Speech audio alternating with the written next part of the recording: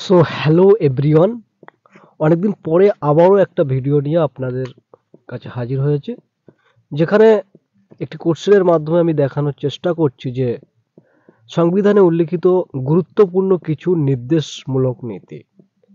আসলে সংবিধানের যে নির্দেশমূলক নীতিগুলো সংবিধানের ৪র্থ অধ্যায়ে উল্লেখ রয়েছে এবং এগুলো সংবিধানের ৩৬ থেকে ৫১ ধারায় মোট ১৬টি ধারার মাধ্যমে এই নির্দেশমূলক নীতিগুলি কিন্তু রয়েছে এবং মূল সংবিধানের ১৩টি নির্দেশমূলক নীতি কিন্তু ছিল।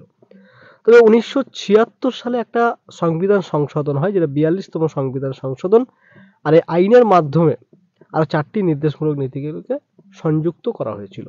তো এখানে যে কোশ্চেনটা রয়েছে, please match article 40, article 41, article 50 এবং আর্টিকেল 44 এর যে কোন দাগের সাথে মিলবে, এটা কিন্তু কোশ্চেনটি রয়েছে। তো আর্টিকেল 40 বা আর্টিকেল 40 যেটা রয়েছে, যে স্থানীয় স্বায়ত্ত শাসন প্রতিষ্ঠার উদ্দেশ্যে রাষ্ট্র গ্রাম পঞ্চায়েত গঠন করবে এবং এই প্রতিষ্ঠানগুলির হাতে প্রয়োজনীয় ক্ষমতা ন্যস্ত করবে।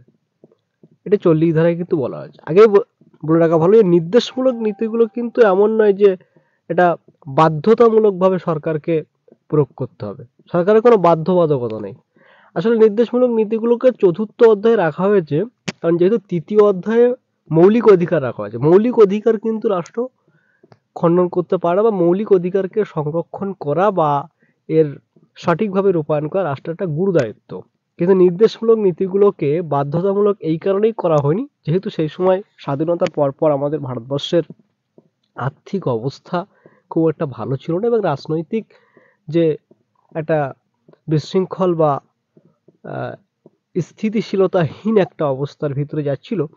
তো যে কারণে এখানে নির্দেশমূলক নীতিগুলোকে বাধ্যতামূলক না করা হলেও প্রত্যেকটি সরকারের একটি অন্যতম দায়িত্ব হিসেবে এটা কিন্তু বর্তায়। কারণ কোনো সরকারের ক্ষমতা তার জনগণের সম্পর্কে তার ভাবনা চিন্তা, তার দেশের উন্নয়ন, এটা একটা গুরুত্বপূর্ণ বিষয় হিসেবে পরিগণিত হয়ে থাকে এই নির্দেশমূলক নীতিগুলো। তো নির্দেশমূলক নীতিতে যে সংবিধানের 40 ধারায় যেটা বলা হয়েছে, স্থানীয় স্বায়ত্তশাসন প্রতিষ্ঠার উদ্দেশ্যে রাষ্ট্র গ্রাম পঞ্চায়েত গঠন করবে এবং ওই প্রতিষ্ঠানগুলির হাতে প্রয়োজনীয় ক্ষমতা ন্যস্ত করবে।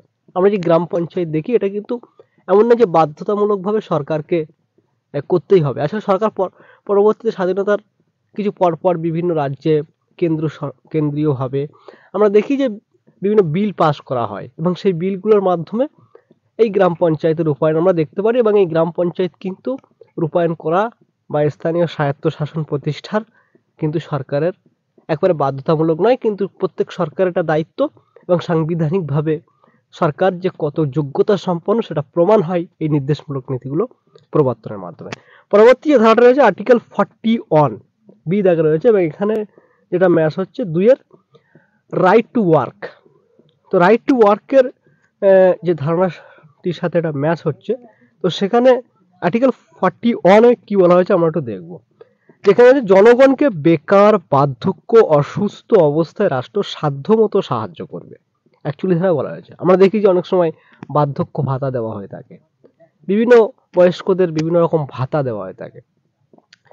এগুলো কিন্তু সরকার রূপায়ণ করছে বটে, তবে সরকার যেগুলো রূপায়ণ করতে বাধ্য এমনটা নয়, কিন্তু সরকার যে কতটা যোগ্যতা সম্পন্ন বা সরকার জনগণের জন্য কতটা ভাবে, সেটা এই নীতিগুলো রূপায়ণের উপরে বা এই নীতিগুলোকে দেখে পর্যালোচনা করে বা সরকারের কার্যাবলী দেখে আমরা কিন্তু সরকার সম্বন্ধে মন্তব্য করতেই পারি যে এটি যোগ্য সরকার ইত্যাদি। এখানে যেমন 41 ধারায় বলা হয়েছে যে জনগণকে বেকার, বার্ধক্য আর অসুস্থ অবস্থায় রাষ্ট্র কিন্তু সাধ্যমতো সাহায্য করবে। তো সেটা আমরা দেখি বিভিন্ন রাজ্য সরকার বা কেন্দ্রীয়ভাবে অনেক ক্ষেত্রে কিন্তু সাহায্য করার চেষ্টা করা হয়ে থাকে সরকারের ক্ষেত্রে। তো 41 ধারায় এটা লেখা রয়েছে, কিন্তু এমন নয় যে সরকারকে বাধ্যতামূলকভাবে সাহায্য করতেই হবে। কিন্তু যেহেতু রাজনৈতিকভাবে তারা পরবর্তী ইলেকশন বা বিভিন্ন কারণে বা সার্বিকভাবে দেশের উন্নতির জন্য প্রত্যেকটি সরকার কিন্তু চেষ্টা করে থাকে জনগণকে বিভিন্ন সুবিধা দানের চেষ্টা করে থাকে। পরবর্তী যে আর্টিকেল রয়েছে আর্টিকেল 50, সেপারেশন অফ এক্সিকিউটিভ আর জুডিশিয়ারি। সরকারের যে বিচার বিভাগকে শাসন বিভাগ থেকে পৃথক করে রাষ্ট্র চেষ্টা করবে। আসলে জানি যে ক্ষমতা স্বতন্ত্রীকরণের যে ধারণা রয়েছে, সেই ধারণাকে রূপায়ণ করার চেষ্টার কথা এখানে বলা হয়েছে। যখন সংবিধান রূপায়ণ হচ্ছে বা স্বাধীনতা পরবর্তী ভারতবর্ষের যে পরিস্থিতি, সেখানে তো একটা বিভাগকে একটা বিভাগ থেকে পৃথক করা তো প্রায় অসম্ভব। কারণ যে রাজনৈতিক অর্থনৈতিক অবস্থা, সেখানে সবাইকে জোটবদ্ধ হয়ে বা একে অপরের হাতে হাত মিলিয়ে কাজ করতে হবে। আর না হলে যদি বিচার বিভাগ শাসন বিভাগকে কাজে ইন্টারফেয়ার করে বা শাসন বিভাগ বিচার বিভাগের কাজে ইন্টারফেয়ার করে, তাহলে তো একটা বিশৃঙ্খল পরিস্থিতি সৃষ্টি হবে। এই জন্য বলা হচ্ছে যে পরবর্তী রাষ্ট্র যেন চেষ্টা করে যে বিচার বিভাগ সেখানে কিন্তু শাসন বিভাগ থেকে পৃথক করতে রাষ্ট্র চেষ্টা করবে। এটা সংবিধানের 50 ধারায় কিন্তু উল্লেখ করা হয়েছে। পরবর্তী যে আর্টিকেলটা রয়েছে নাম্বার ডি-তে, ইউনিফর্ম সিভিল কোড 3-এর সাথে মিলবে এখানে। তো ইউনিফর্ম সিভিল কোড যেটা 44, এখানে যেটা বলা হয়েছে রাষ্ট্র সমগ্র ভারতের সকল নাগরিকের জন্য একই দেওয়ানি বিধি বা ইউনিফর্ম সিভিল কোড প্রবর্তনের চেষ্টা করবে।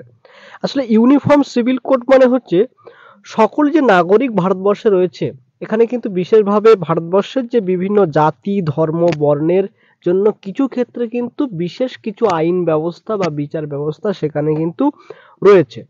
তো সেখানে বলা হয়েছে যে সমগ্র যে ভারত রাষ্ট্রের সকল যে নাগরিক তাদের জন্য একই দেওয়ানি বিধি প্রবর্তনের কথা বা প্রবর্তনের চেষ্টা করার কথা বলা হয়েছে। আমরা দেখেছি যে সাম্প্রতিককালে 3 তালাক তুলে দেওয়ার প্রক্রিয়া ভারতবর্ষ শুরু করেছিল এবং সেটা 3 তালাকটাকে আইনে স্বীকৃতি দেওয়া হয় এবং তার মাধ্যমে 3 তালাকের যে ব্যবস্থা ছিল মুসলিম সমাজে তাকে অবৈধ ঘোষণা করা হয়েছে সাংবিধানিকভাবে এবং মুসলিম মহিলাদের অধিকারকে সুরক্ষিত করা হয়েছে। আগে কিন্তু এটা ছিল না, যেহেতু হিন্দুদের ভিতরে যে বিবাহের বিচ্ছেদ সেটা একটা জটিল প্রক্রিয়া, আইনি ঝামেলার ভিতরে যেতে হয়, কিন্তু একজন মুসলিম ভাই বা বোন তার জীবনের যে বিচ্ছেদ সেক্ষেত্রে কিন্তু খুব ইজিলি এবং এই 3 তালাক ব্যবস্থার মাধ্যমে ছিল। তো সেটাকে রোধ করা হয় আইন প্রবর্তনের মাধ্যমে।